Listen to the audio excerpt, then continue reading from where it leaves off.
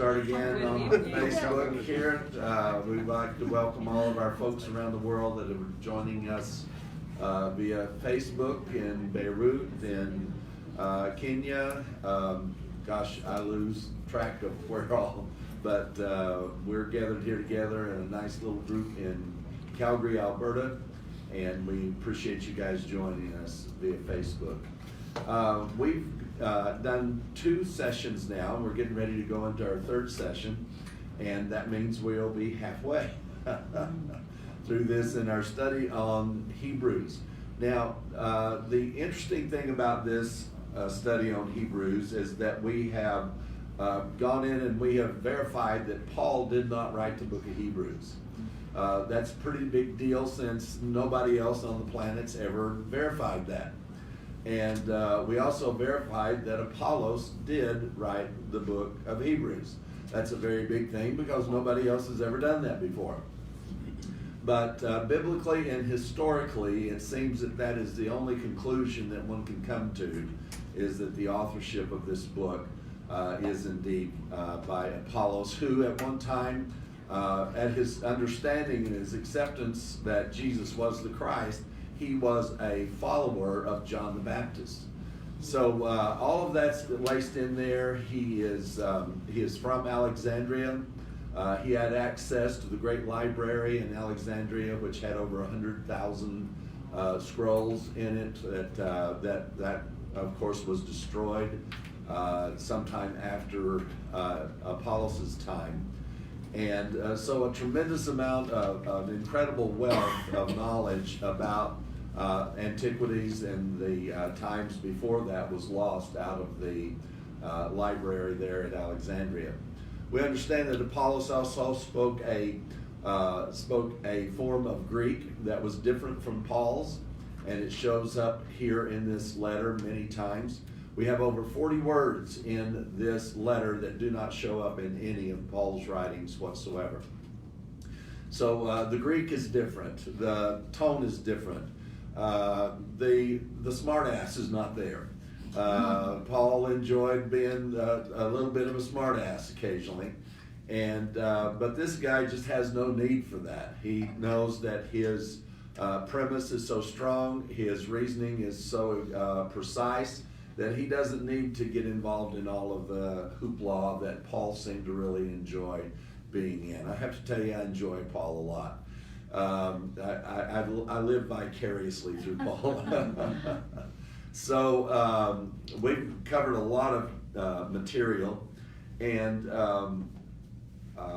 that is a lot of the things that we've learned. We've learned also in the teaching that we started this morning. We've learned how that the writer of Hebrews, Apollos, has given us a clear indication of where Jesus is in relation to everything. We've learned that he is above all things. Everybody, Moses, angels, it doesn't make any difference who it is. Everything is subject to Christ. He just came here in that position. You see, when Christianity gets a hold of what should have been the gospel, they start teaching you how you need to subject yourself. You need to be subject to Christ. When the fact of it is Jesus came here with everything and everyone, including the angelic realm, was subject to him. They were all under him, and nothing was above him, including Moses, the greatest character of the entire Old Testament, is very clearly defined as being under Christ also. So we have this position that somehow Christianity began to think that we need to choose to be a part of that, or we can choose not to be a part of that. And that just is nowhere in Apollos' thinking. He has no persuasion whatsoever that this is something that man could choose to be a part of. Of course, he was listening to the doctrines of Paul, and as he was listening to the doctrines of Paul, these are the seeds of the things that he learned from Paul as he puts together his own teaching, which is much more eloquent, even described by other writers in the New Testament, that this was an eloquent man with an excessive education, and also very learned in the Scriptures. He had a very high understanding of the Scriptures. He had a relationship with Paul. It seems as though that For the better part of 10 years, they were joined at the hip. There just seemed to be nothing that could separate them. They traveled together. They both did very well in their ministries, to the point where the people began to say, I'm of Paul, I'm of Apollos. And Paul addressed that in Corinthians, and he said, this is all foolishness because we're all one in Christ. Doesn't make any difference who taught you. Paul also said concerning Apollos, he said, I've laid the foundation, and another, speaking of Apollos in the context, has built thereupon. So what we're looking at here is how Apollos built on the teachings and the revelation that Paul got, and from a man who is extremely learned in the Scriptures. So we are very pleased to be able to follow along in this book and to capture some of. I really feel like we're still in our infancy of trying to capture what it is that Apollos was teaching during his lifetime, after he was approached by Priscilla and Aquila, a married couple. I think that speaks a little bit to the humility of this man in the first place, that a man and wife would stop him in the back of the synagogue and say, come over to our place, we want to talk to you, and that we want to show you a more perfect way. The odd thing about it is that Priscilla and Aquila told them that they wanted to show him a more perfect way, and the entire book of Hebrews is about a more perfect way. So you just see these reflections. You can almost get in on their conversations, and I think we're going to learn more that'll give us a great deal of more insight about these things. So as we go on into this, I want to drop back a chapter. I realize we're not going verse by verse, but there's certain things that, because it was Apollos, now we are beginning to learn. We're beginning to go into this, and in the areas where that we can pick up these reflections, especially that they were the teachings of Apollos, and why, and where he expounded on Paul's teachings, and where he was able to bring a very clear understanding of many subjects in the book of Hebrews, actually, that Paul also never taught on. So we have all of that going for us. Apollos has all that going for him. And so let's pick up here in Hebrews chapter 2. We've gone down through this. I've explained this. We've read through it at least many times about Jesus and the restructuring of the entire authority. Now this is important because of where we're going. I wanted to drop back this far because I wanted to show you that man truly is subject to Christ. Now the power of all of this comes when he begins to describe about angels, and he explains to us very thoroughly that Christ did not come in the form of an angel. So I'm just going to go through this a bit without reading through it. You guys are familiar with these passages, that he did come in the form of an angel. He describes how that the structure of creation itself, creation order, if you will, was God the Father, and then the Son, and then angels, and then man, and then everything else that was on the earth was under man. We read in the book of Genesis how everything that was on the earth was subject to man, right? So we have this structure, this creation, original structure, the way things that were structured. And then the writer here goes on to explain to us that Jesus, when he came here, he made himself a little lower than the angels. So Jesus starts out here, it's God the Father and the Son, and then man, or angels, and then man. And what Jesus did is he came down in the form of a man, right? So he put himself in subjection to the angels. He brought himself down below the angels, because you see, we were trapped underneath an angelic realm that, from what we can understand, part of it had gone rogue and was causing quite a bit of problems in humanity. But as we read through this, he says that how that when Jesus took us all into himself, and that Jesus raised from the dead, He raised us up together with him in heavenly places, and that entire new creation, the new creation order. So there's an old creation order and there's a new creation order. And that's what this writer is all about. He's trying to show you why that relying on the old creation, the first age, the law, the priesthood, the sacrifices, anything, it's just like trusting in dust. There's nothing there anymore. And he's trying so hard to try to get us to understand that. Now, he explains it a little bit later on as little less than dust. I'll hold that for you for just a few minutes. But he does try to explain this in a way to where that it really communicates to us how silly it is. In fact, Paul used pretty much the same term to describe his involvement in the law also. So as we go through this, we're going to pick up in verse 9.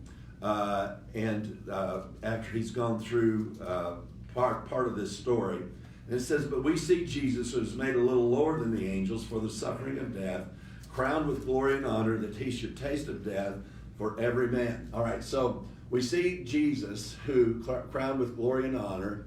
He comes to this earth, but he lowers himself down to the arena of man, and he takes on the form of a man. And when he not only took on the form of a man, he took all mankind into him, according to Ephesians. And when he died, we died. When he suffered, we suffered. When he raised, we raised. The entire planet. Now, you talk about a plan that only God could come up with. You see, all of Christianity's definitions of a plan of God, they're very human. They're very things that people would do. You know, they'd give us a bit of a chance, but they'd want us to take on part of the responsibility for this. So he said that he could taste of death for every man. For it became him, for whom are all things, and by whom are all things, in bringing many. The word many here means all, and the word every man, that also means all. The Greek is very clear about that. For it became him, for whom are all things, and by whom are all things. Now, we read that earlier, that everything was by him, for him, of him, to him, through him, which Paul also makes those grandiose statements that are true. They would be grandiose if they weren't true, but they are absolute true statements. And he says that by whom are all things, so everything was created by him, and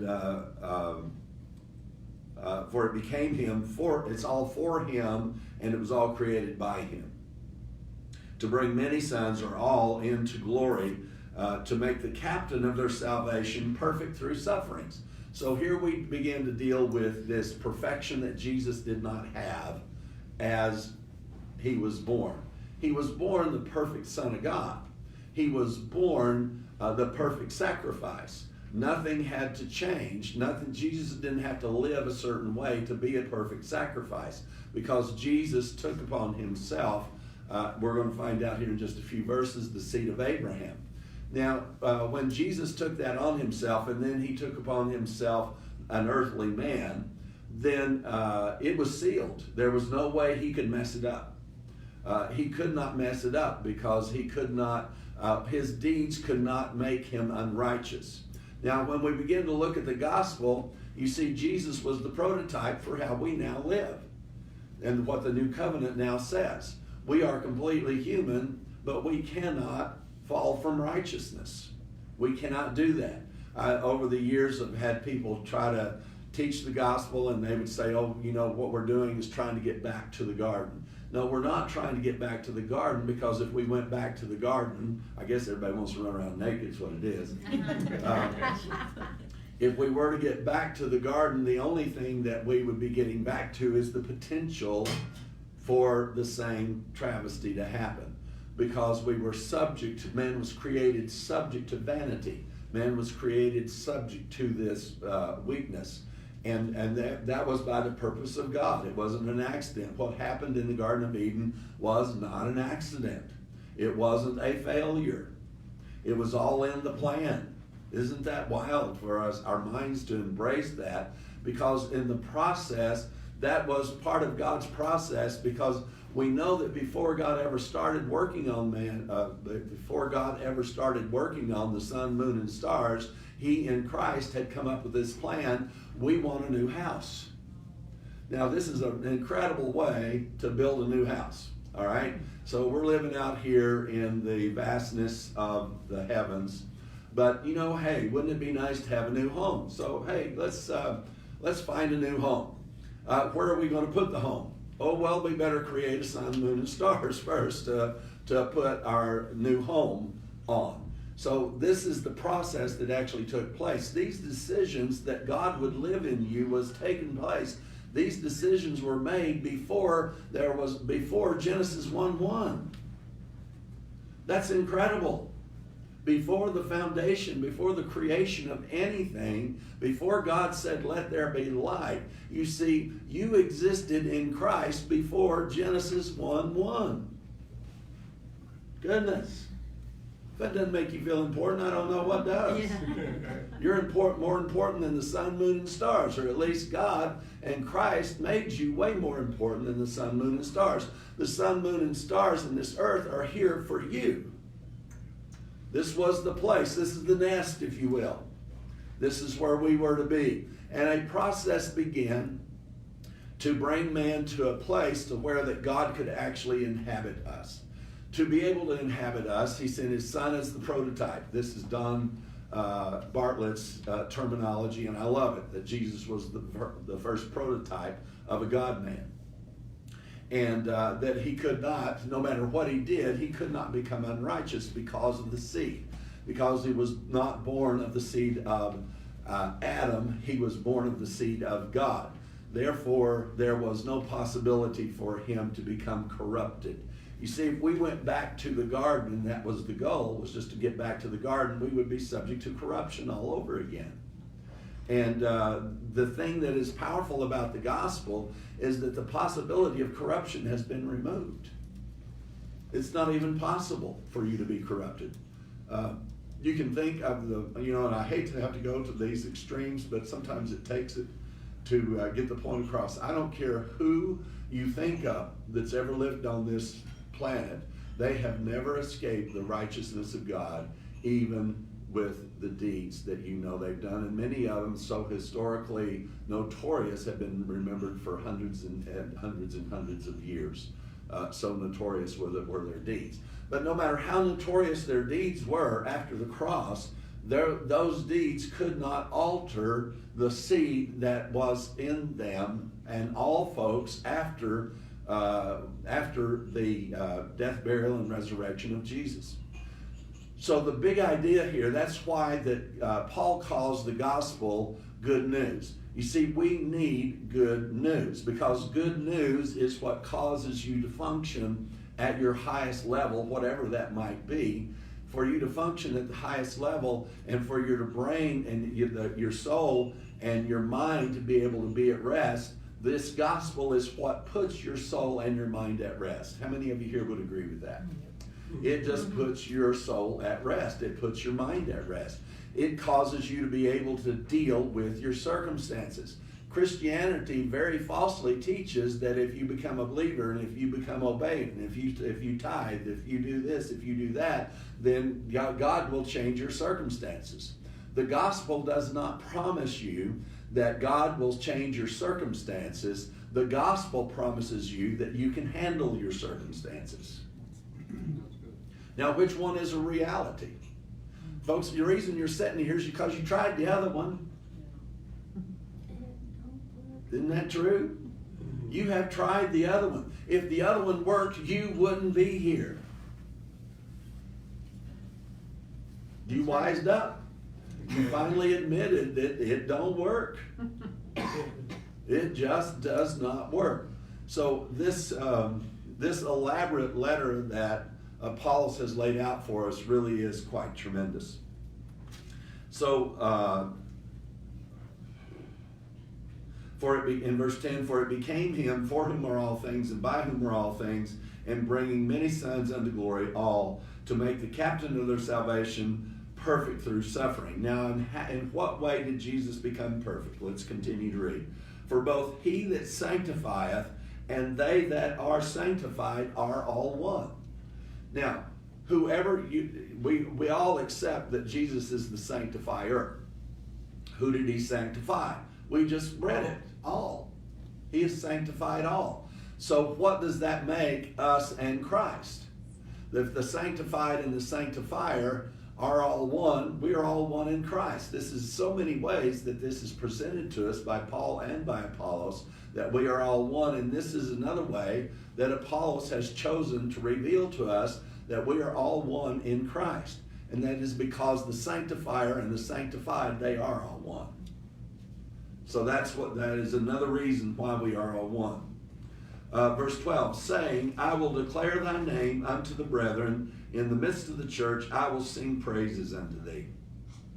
And again, I will put my trust in him. And again, behold, I and the children which God hath given me. For as much then as the children are partakers of flesh and blood, he also himself likewise took part in the same. So the children, and that's simply talking about the human race, the children, according to what he is saying here, they had flesh and blood. So what did Jesus have to do? Jesus had to be able to identify, for Jesus to be able to do a work that would redeem and save and sanctify, he first had to become just like us. Now, in what way was Jesus not just like us? Now, I could challenge your thinking about pretty much the Catholic version that Jesus never had a sexual thought. Jesus never, and I will spare you some of the graphics I use to try to jar people's thinking into realizing that Jesus was a young teenage boy, just like everybody else, right? Need I say anything else? But you see, we've got it in our mind that little bitty baby in the manger stayed that little bitty innocent, just like all the way through into his 30s. Now, this man had thoughts. If he did not have thoughts, he was not just like us, right? It behooved him. It was important that he be just like us. He knows, and later on it says he was tempted like as we are, yet he was without sin. But you see, if you're tempted, isn't that just the thought? And didn't Jesus himself say, if you think it, you've done it according to the law? So if it says Jesus was tempted, we know that he did have these things that was going on inside of his brain, and that happens just the same as it has happened with all of us. And I'm getting ahead of myself here. I'll wait and we'll read it just so I don't sound real smart right here.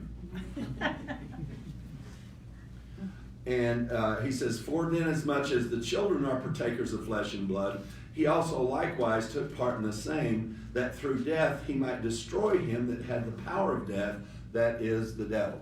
Now, I was known in many circles as America's foremost authority on demonology. And boy, did we cast out devils. Oh, my goodness. Hyatt Regency, we rolled a woman up in her rug, and because they wanted us out of the Hyatt Regency, and we were casting devils out of her. She had been in witchcraft, and she was screaming and fighting and clawing and hissing, and we rolled her up in one of those big fancy rugs and took her out and laid her out under the bushes and kept casting the devils out of her out in Hilton's courtyard. These people were never so glad to get rid of her. And but you talk about casting out devils, and we did, and I've got so many stories. I remember one of the funniest ones that I have. Well, there's a lot of funny ones, a lot of sad ones, but one of the funniest ones took place in Michigan, and I was up on a platform. This has been 25 years ago or so. And there's about 7 or 8 steps up the platform. It was one of those beautiful stages. It was up like this, and there were steps up all the way around. There were several hundred people there. And I had just finished speaking, and I don't remember, we had an altar call of some kind, and then but I was still up on the platform, and this gentleman in a suit came up, and he was very polite, and he said, Mr. Williams, he said, I've traveled a long way, and I have a spirit of lust. And he said, I would like for you to cast it out of me, please. And I thought, well, this is a pretty polite man with a demon here, you know. And I said, well, sure, I'll do that. So I did my regular thing. You know, I reached out and got him by the side of the head, and I began to yell, and I said, in Jesus' name, come out of him! And we just scared whoever's up there. But we're not going to roll anybody up in a rug. So all of a sudden, he was standing there so demure, just so gentlemanly, and suddenly just went crazy. And somehow, when he started going crazy, my hand got caught in his tie. He had a tie on, and one of my hands got caught in his tie. And so he went to the floor, I went to the floor. So we're both rolling around on the stage. There's still several hundred people after we dismissed there, and the pastor's standing over there laughing at me. And it's like, you're supposed to come up here and help me, not stand over and laugh at me. And so somehow my hand got caught in his collar and everything, and then he rolled over on his stomach. When he rolled over on his stomach, I wound up on his back. And then when he got on his stomach, he got up on all fours. I was sitting on his back, holding around here, and he started bucking like a horse. And I'm up there like, you know, I held one hand free. I knew what the rules were. And all of a sudden, he just collapses. I don't know how my hand got free. And he got up, he straightened his tie and got his shirt together, and he said, thank you, Mr. Williams.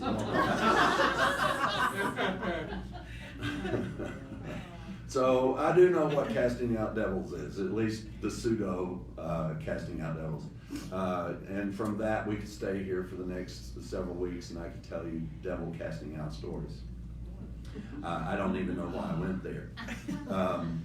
But what do we do? You got to the word devil. Yeah, you got Oh, devil. Oh, you There mentioned go. the devil and I had a flashback. Jeez, that's what it is.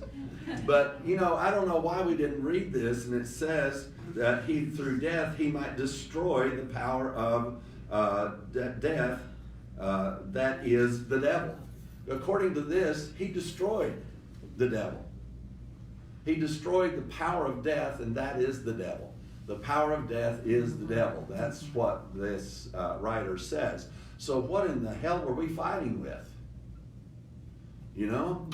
I tell you what, if you suggest to somebody that all of their problems is because of a demon, hello, cast one out of me. Because I want rid of my problems just like you do. And we will identify ourselves as demon-possessed once you hear all the stories that say that people got delivered from this, no longer had this problem, that problem, that problem. Then you become, in your mind, demon-possessed. And when you hear all the stories that say, oh, sometimes they throw up, sometimes they scream, they yell, their eyes roll back, they go into convulsions, blah, blah, blah. You see, all that gets in your brain. And when somebody tries to cast the devil out of you, as is what happened to me, everything in my brain wanted so much to be a participant in this devil casting out that my brain, my psyche just went along with it. It just totally went along with it. Now, did it change me? Not at all. But see, I then had to go along with what change meant. And then I started the whole situation that you guys know of, the testimony and everything that came out of that. But here we find out that why are we fighting with the devil? I remember the process of that, and I remember I used to talk to the devil more than I talked to God. Yeah. Devil, I break your power. Devil, you're not going to do this. Devil, you're not going to do that. Devil, stop this. Devil, get out. Devil, go. Go to bed. Whatever. I don't know what all I told him to do. But I honestly was talking to the devil way more than I was talking to God. And finally, it just dawned on my brilliant mind. Usually, you talk to people you want a relationship with. And if you don't want a relationship with them, what do? You just stop talking to them. And so I had a brilliant flash there, and I just decided to stop talking to him. It's really weird. When I stopped talking to him, he stopped talking to me.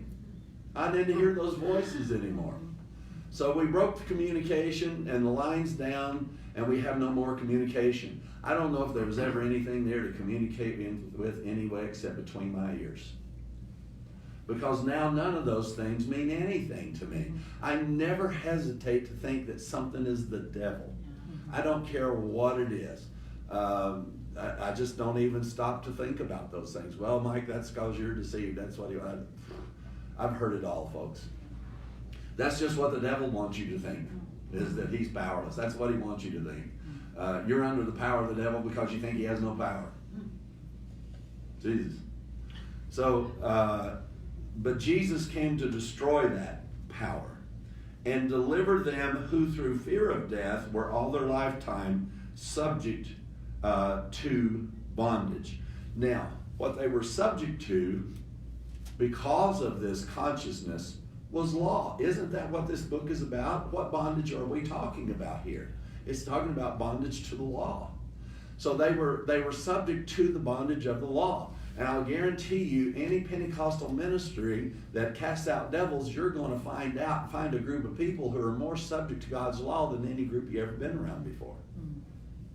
Because when they ascribe things to being the devil, then that's where they're going to begin to fall even more under the law. Because what do you got to do to keep the devil out? You got to keep the law. You got to do this. You got to do that. You can't do this. If you do that, you open the door to the devil, and that opens the door to the devil. Man, the madness. It just takes up RAM space, you know? And you just don't have any space to think normally or rationally when you start trying to find out what demon is doing what. Discernment. Oh, my gosh. Boy, did I ever get tired of discernment. And I was telling one of my friends the other day, I told him, I said, he was raised in Pentecostalism. And I told him, I said, I had to just stop discerning what was wrong with me, much less what was wrong with somebody else, because I just got tired of looking. Because the more I looked, the more I found. And it's like I finally realized if I keep looking, I'm going to keep finding more bad stuff. So I'm just going to start looking for the good. Yeah. And, that's been a life-changing decision on my part. And I'm very, very grateful for that. Verse 16, for verily he took not on him the nature of angels, but he took on him the seed of Abraham. Now, we find two things about the embodiment of Christ. Number one, he is completely in the form of a man. But he is a man who's taken on the seed of Abraham, not the seed of Adam. Right? Mm-hmm. He has taken on himself the seed of Abraham. Now, this is something that Apollos had to learn from Paul. He could have got it on his own, but Paul writes on this extensively in Galatians. And we know the seed of Abraham is righteousness. That seed, that remember he said that it's not the one, the seed of Abraham is not necessarily those who are the seed under the law or just his natural descendants, because it says, and to seed as unto one, which is Christ. So he is the seed of which was righteousness, and Abraham was passed to Christ, and the only thing you can possibly say that seed is the seed of righteousness. So we have a human being who is here now, not by the seed of Adam, but by the seed of Abraham. So you have a man who is on this planet, fully man, but now he has taken upon himself. He was born by the seed of Abraham. Therefore, he could not sin. Powerful. As I said, he came here as the perfect sacrifice. Not because he was so good. In fact, he broke the law. We have several places in the New Testament that tells us that Jesus broke the law.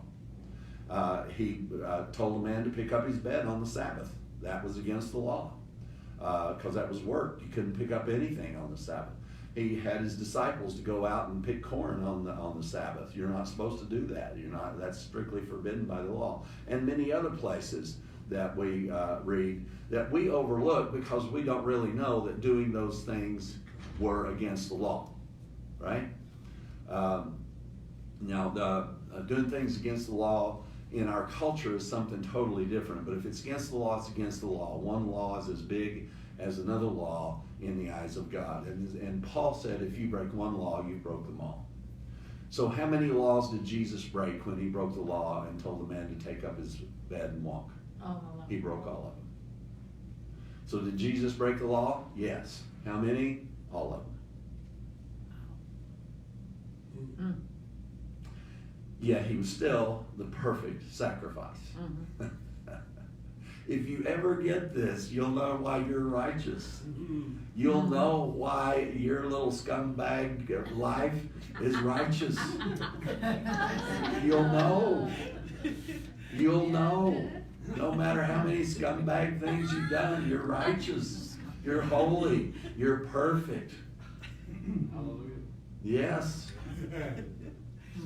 That is a place to say hallelujah and thank you, Jesus, and turn into Pentecostals all of a sudden. I'm a righteous scumbag. A righteous scumbag.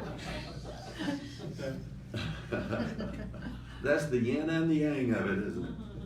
All right, so he took upon himself the very essence of being a human, but the seed he took on was that of Abraham. So you have on this earth a righteous human that has no sin in him whatsoever. That was a prototype of you. Because he was going to take that prototype and do a new creation and make all of it just like him. You see, when God first created man, he created us in his image. But you see, in the new creation, we are the image of Christ. You see, an image is like a shadow. An image is like a reflection. An image is a copy. But you are not a copy. You are not a reflection of God. You are not, let me settle this for you. You are not created in the image of God as was the case in the Garden of Eden. You are not in God's image. You are the very image of God in Christ himself. You're it. You're it. We're not an image anymore, it's oneness. We're not an image anymore. If we were an image, there would still be a separation and a duality and dualism. And there is no dualism in Christ. There's a single number involved here, and it's the number one. So we continue reading from there. Is that clear? Are you guys? Isn't that such a wonderful thing that we get to understand? And have I done anything but read? I'm not doing anything for you but reading here. So, but we're just accepting what we're reading because we've been able to strip off some of the previous concepts of what these means because we've read through these things many times in our lives. And that didn't mean anything to us. It was just blah, blah, blah, blah, blah, blah, blah, and blah, blah, and then blah, blah, blah, blah, blah, blah. And that's what we might as well done when we read through that. But now we know what it means that Christ took upon himself, he became a man, not an angel. He took upon himself the image of a man, but he came in the seed of Abraham. That picture is so powerful, I just don't know if we can absorb it all together right now. Jot it down somewhere. You'll want to meditate on that for about 100 years. It'll never get old, believe me. Wherefore in all things it behooved him to be made like unto his brethren, that he might be a merciful and faithful high priest in things pertaining to God, to make reconciliation for the sins of the people, or the missing of the mark of the people. Now, Jesus didn't make, what is reconciliation for sin? Jesus didn't come and, let me put it this way. Reconciliation of sin is taking it away, not suffering for your sins. Because he took the law away.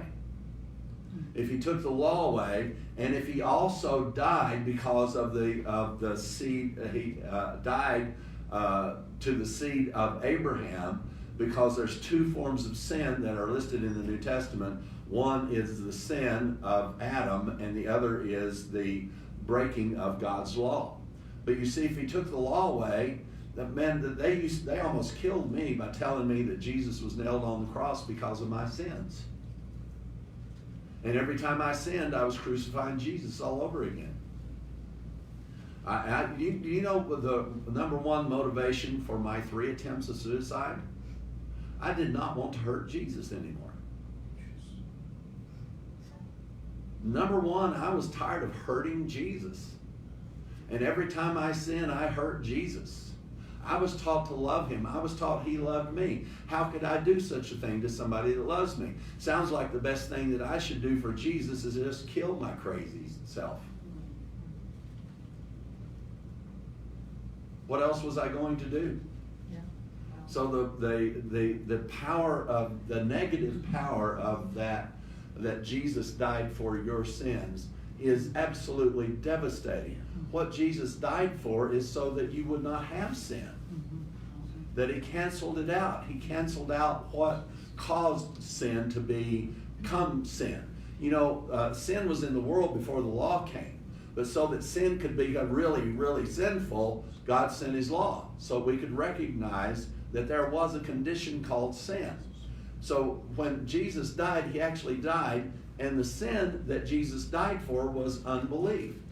Because that's what happened in the garden. Adam did not believe what God said about him. So he died for unbelief.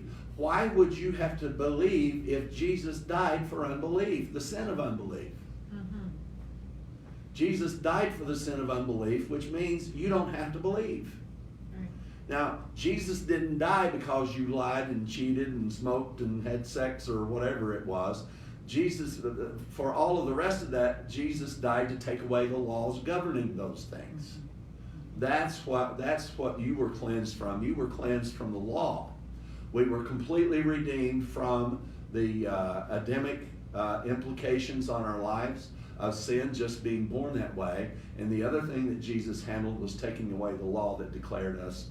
Why have the law? Because the law was only there to make sure that sin was understood. If you take away the sin, the unbelief, if you take that sin away, then why leave away the thing that makes it clear what it is? If it indeed in and of itself is gone.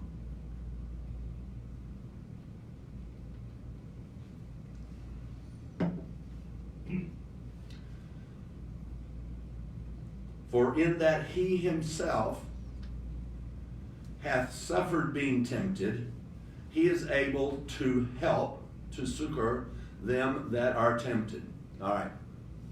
So what is he doing? Is he trying to help you not be tempted? No, that's not the context of this. Since he was tempted and without sin, how does he help us to get in the same condition that he's in? That regardless of what you do, no matter what you're tempted to do, you can't sin. That's what I call help. Right? And how many of you cried out to the Lord, Lord, stop me from doing this. I used to wake up every day and surrender my life to the Holy Ghost and Jesus and God and the angels and say, I surrender my life to you. You take control of my life today. And then I would fail and I'd say, boy, you're a loser. You disappointed me. I gave you charge of my whole life. And now I've gone out and sinned. I gave you my life. Why are you failing me? You see how that all turns around in the head? So, because see, if you're giving yourself over to Christ, and you are saying, Holy Ghost, take over my life, and you are sincere about that. I was sincere about it. I knew I couldn't avoid the sins in my life. I knew I couldn't do it. So I surrendered my life to the Lord that day. And please, you come and help me. There was no help to be found. There just wasn't. Chapter 3. Wherefore. I love it when there's a wherefore there and a therefore there. Wherefore, holy brethren, partakers of the heavenly calling.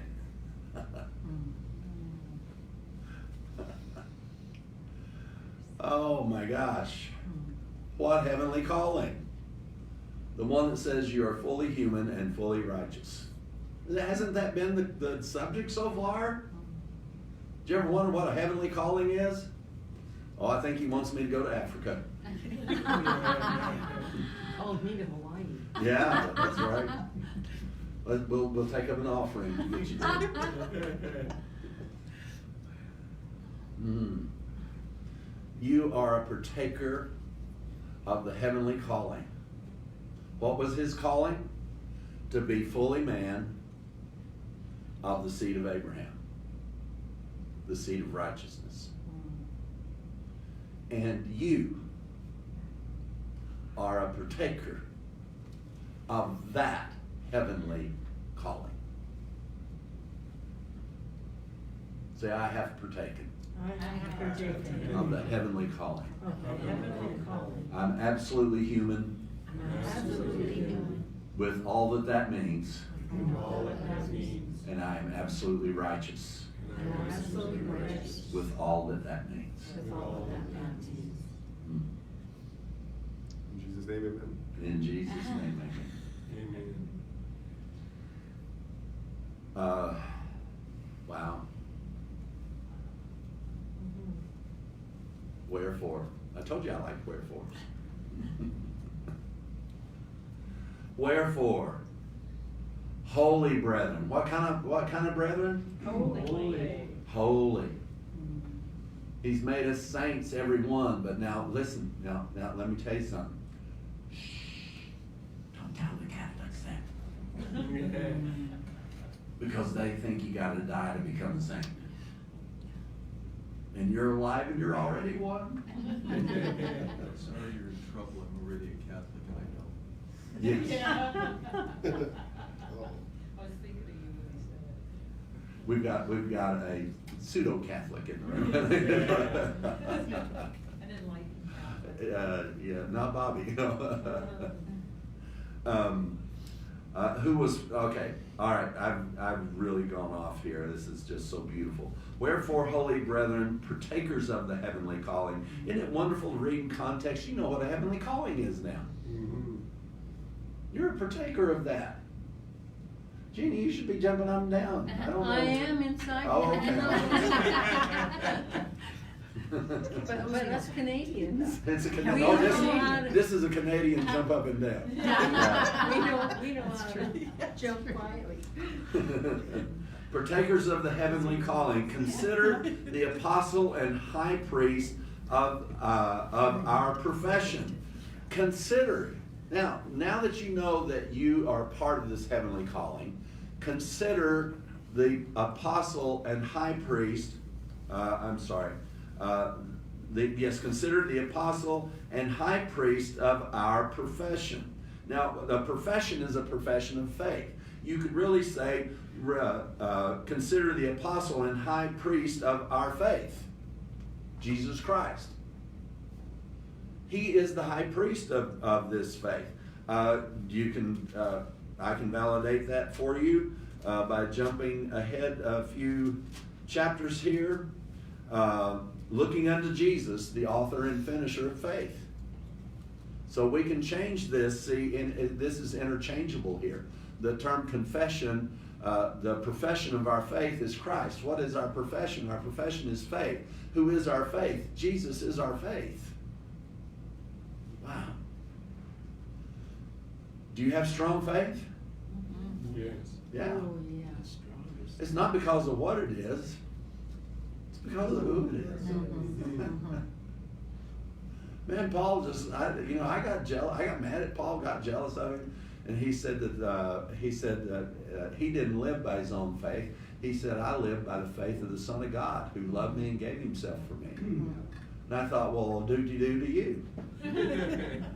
You know, I have to live by my faith and you live by the faith of Christ. There's something wrong with this story. And there was. Who was faithful to him that appointed him, as also Moses was faithful in all of his house. So here we go with this comparison from the old to the new again, right? Moses to Christ. Here comes this comparison to Moses. For this man was counted worthy of more glory than Moses. So whom is subject to whom? Moses is subject to Christ, right? Much more glory, inasmuch as he that hath builded the house hath more honor than the house. I love that. For every house is builded by some man, but he that built all things is God. All right. So we live in this, and Christ now lives in us, and he now inhabits this, and he built this house. He built the house he was going to live in. He designed it exactly the way he wanted it.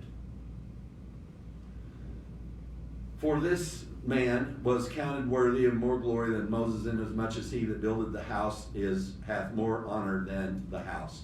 For every house is builded by some man, but he that built all things is God. And Moses verily was faithful in all of his house. See, we're not got anything bad to say about Moses or any of these old covenant principles and things that they did. They were faithful. They did their job, which you read up in to chapter 11. And remember the Hall of Fame of Faith? It says, yeah, they did it all, but it wasn't by, and we read into that as their faith. And I challenge you to read through that. It is no mention of their faith. It is all about the faith of Christ. It's about the faith of God. Rahab the harlot did what she did by the faith of God. All of those guys did what they did by the faith of God. And it says, but even though they obtained all of these things, they without us were not made perfect. Right? What this whole book is about. And Moses verily was faithful in all his house as a servant, as a testimony of those things which were to be spoken about after.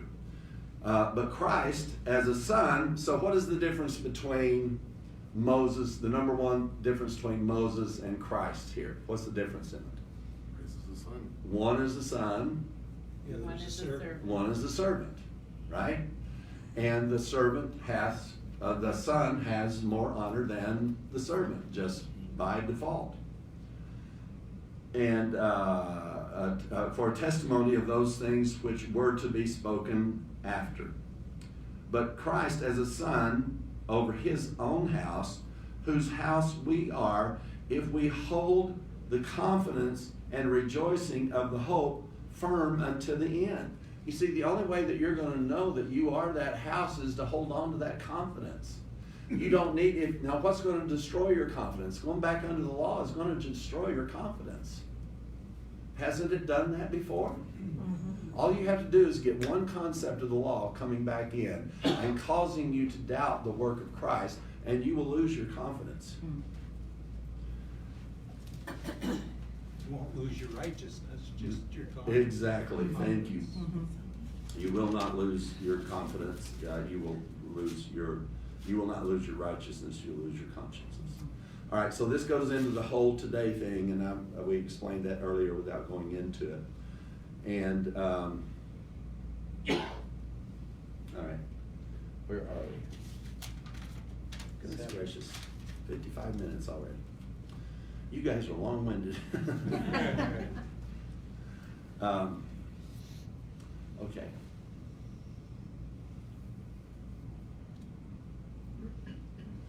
And we read down through the end.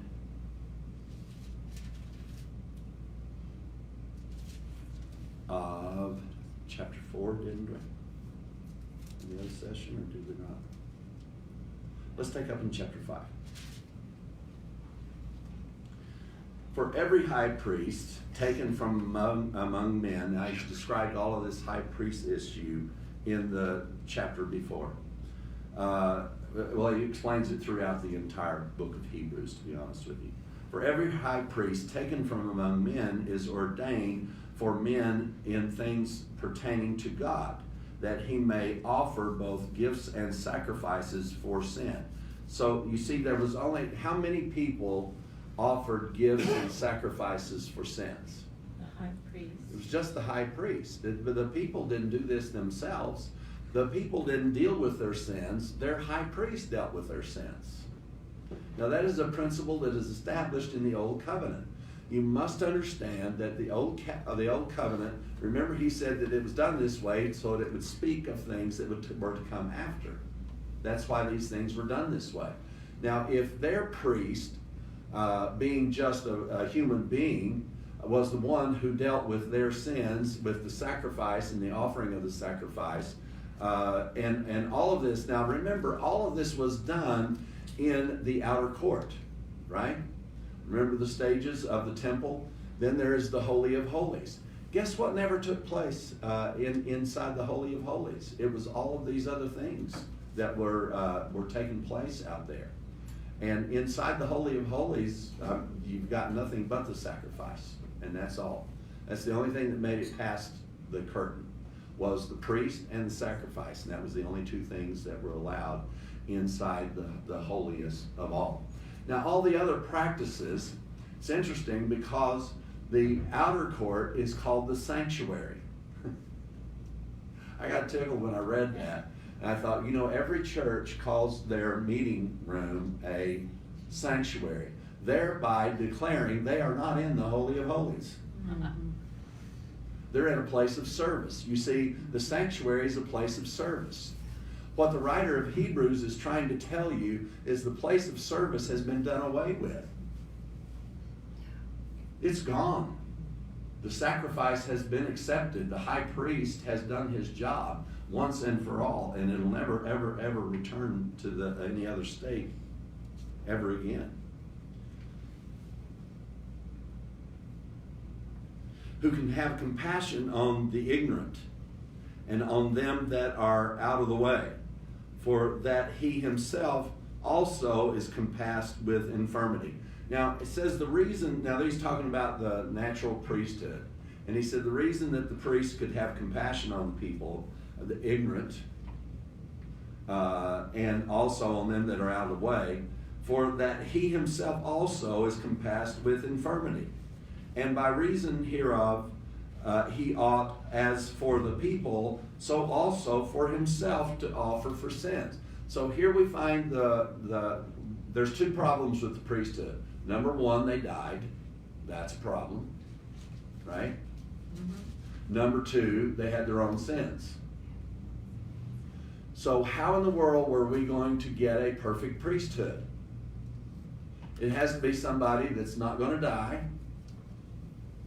and who has no sins. What have we just been described? We've been described the one that has no sin. So, but how did he become perfect priest? Remember we read through that part? That he became perfect priest by passing through death and tasting of death for every man.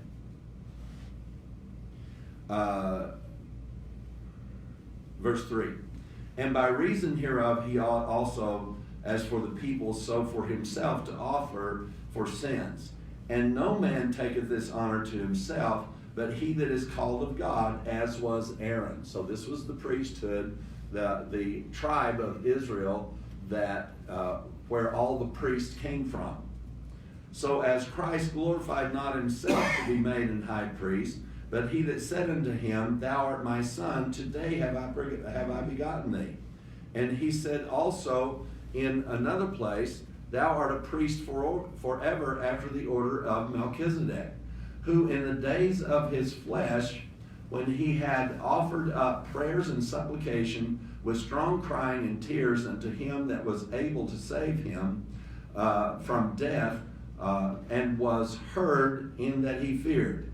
Though he were a son, yet learned he obedience through the things he suffered.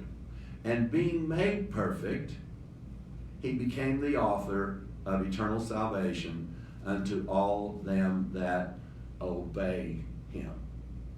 Now, this is where the apex of this understanding has brought us. It seems as though it has all fallen apart, doesn't it? Mm-hmm. Right?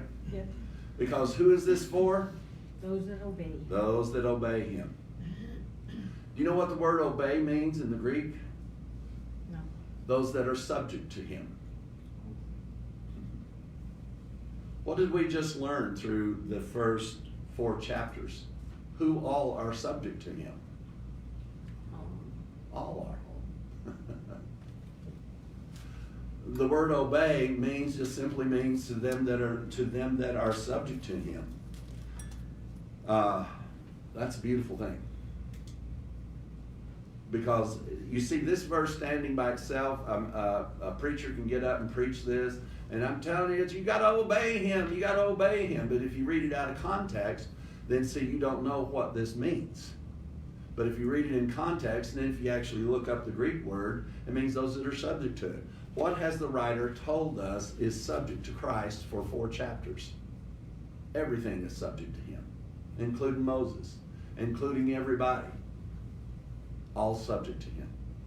So how many then has he become, since he's the perfect high priest, and become the author of eternal salvation unto all that were underneath his authority? Wow. Good news. Very good. Called of God, a high priest after the order of Melchizedek, of whom we have many things to say, and hard to utter, seeing you are dull of hearing. Now, Apollos is aware that his audience has gone back under the law. And what has it done? It has dulled their hearing. Remember what Paul said about those going back under the law? That he said is a veil. What will the law do you? It will blind you. It'll keep you from seeing, and the law will keep you from hearing. So don't be surprised when you're talking to somebody under the law and they just don't understand this at all. You're going to have to find something that's a key into their self-righteousness. Because it's not going to crumble just because you say, hey, guess what? No, that's true. Law's been done away with. What? Are you out of your tree? For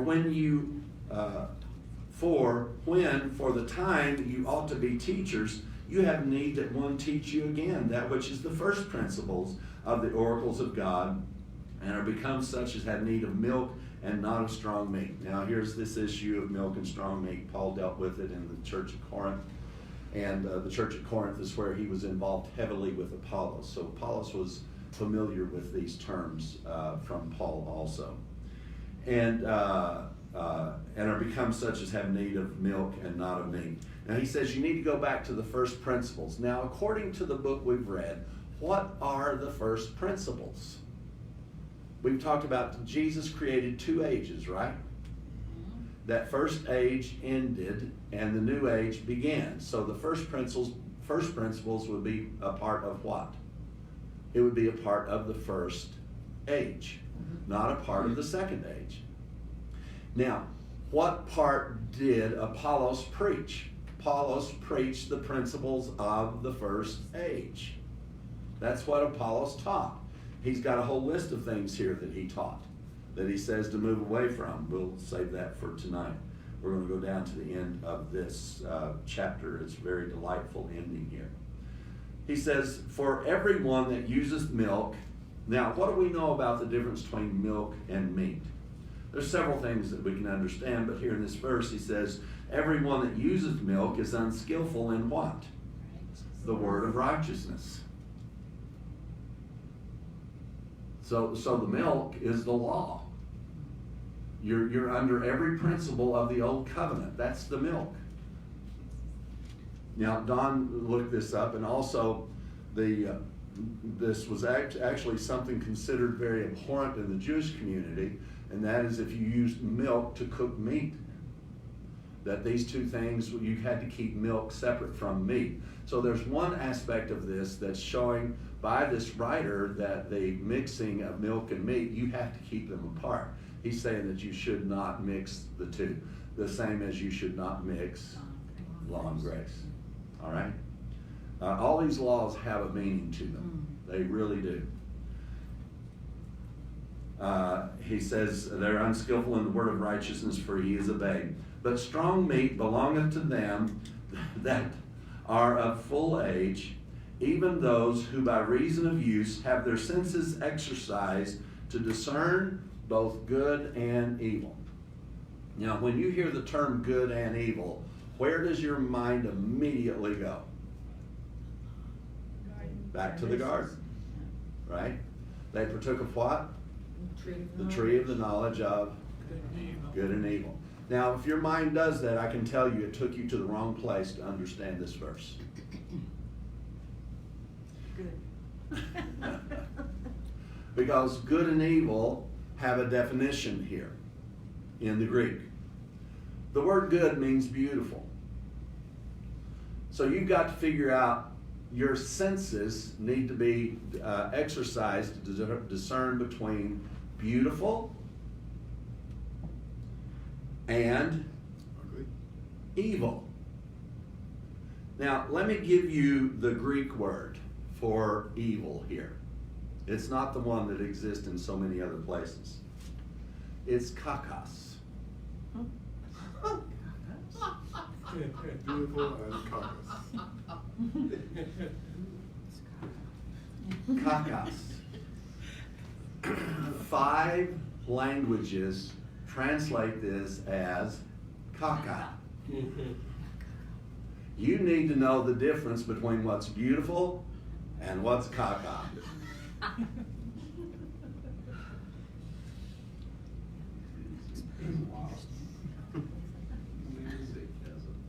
Now, after 5 chapters, what has this man been trying to explain to us? The difference between beautiful and caca.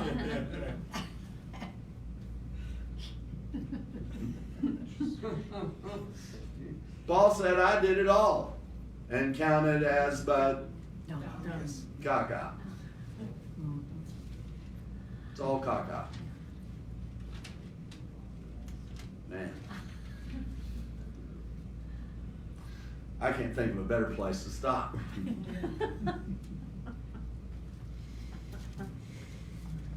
What are you doing right now, sitting here listening to this teaching?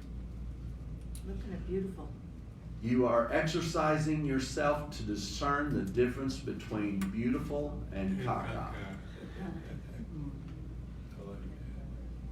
Now, tonight, after Wade Brewer speaks to you, we're going to go through a list of caca. Because that's what's coming up. You're going to find out what Apollos called caca. Good.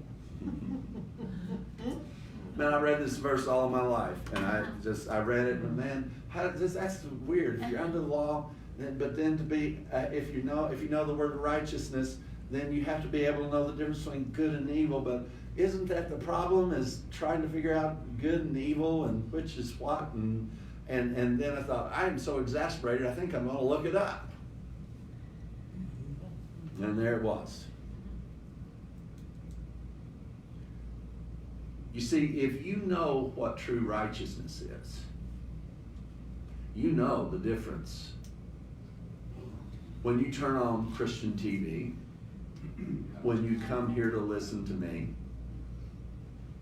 when you open a book, nobody has to explain to you whether you are reading beauty or smelling caca. It just stinks.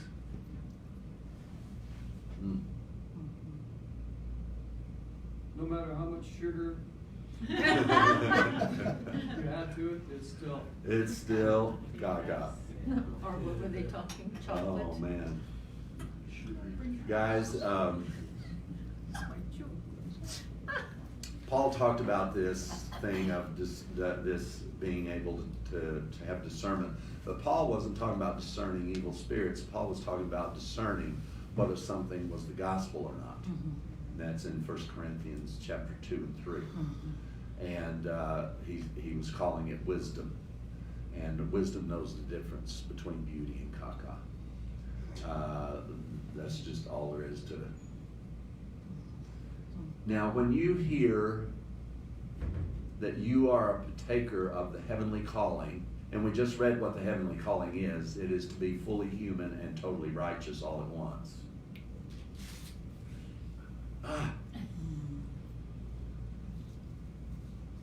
What is the heavenly calling? To be totally human and totally righteous all at the same time. Wow. That's beauty.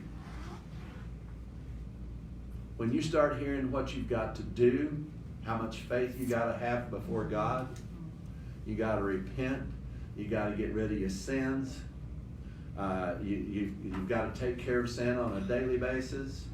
The world's about to be destroyed by God. Pretty well stinks, doesn't it?